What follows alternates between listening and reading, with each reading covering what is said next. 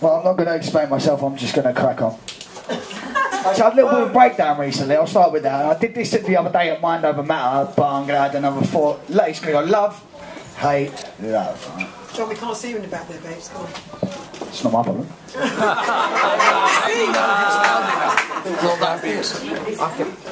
Actually, let me start. When I say higher, right, I want to say, I don't know it likes hell, right, low vibrations, hello. You go higher, right? Higher!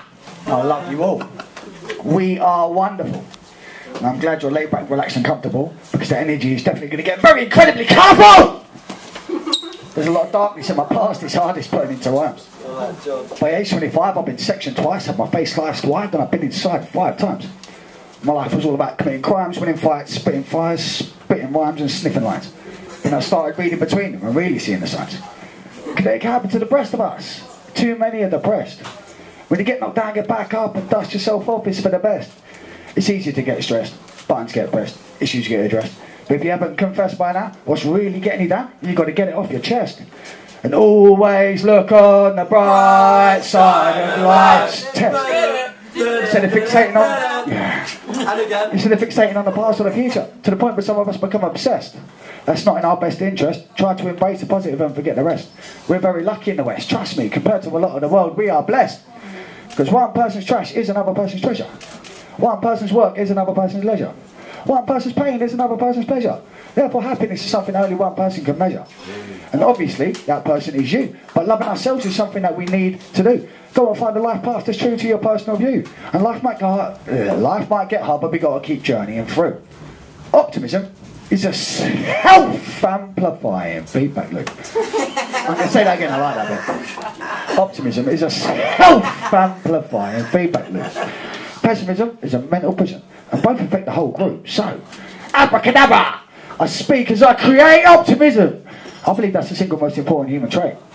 It's never too late to appreciate every thought and word and moment is what you make it. So make sure that it's great. Project yourself as at best to express you. Expect to manifest optimism as your natural state. It's never too late to become the person you were meant to be. It will happen, inevitably, as we manifest our destiny. But be the real you, instead of this person sometimes some of us pretend to be.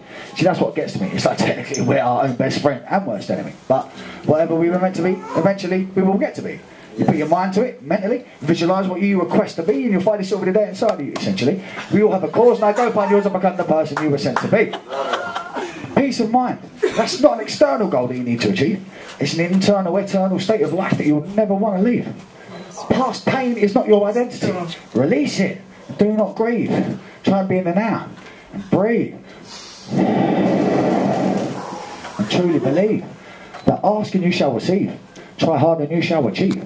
Now that may sound hard to believe, but that's God within us, honest truth. Heart on the sleeve, cards on the table. God is within the people that realise we are able.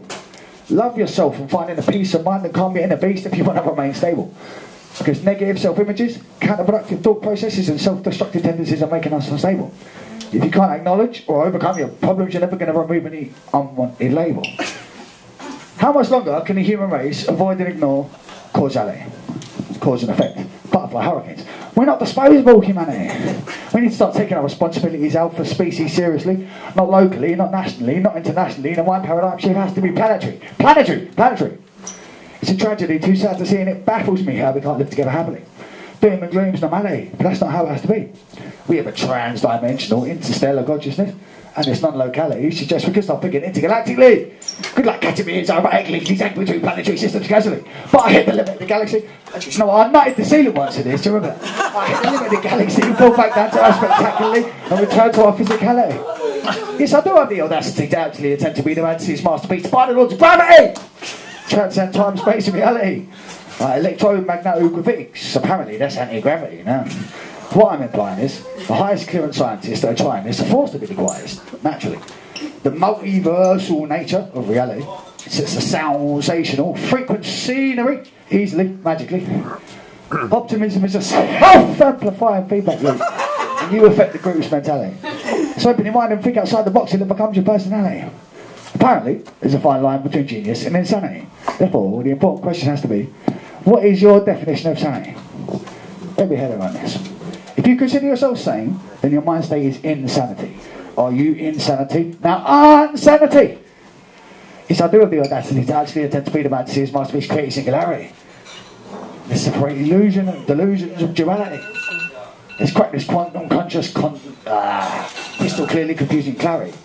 We'll get to the same destination but all different angles, and that's called equal finality.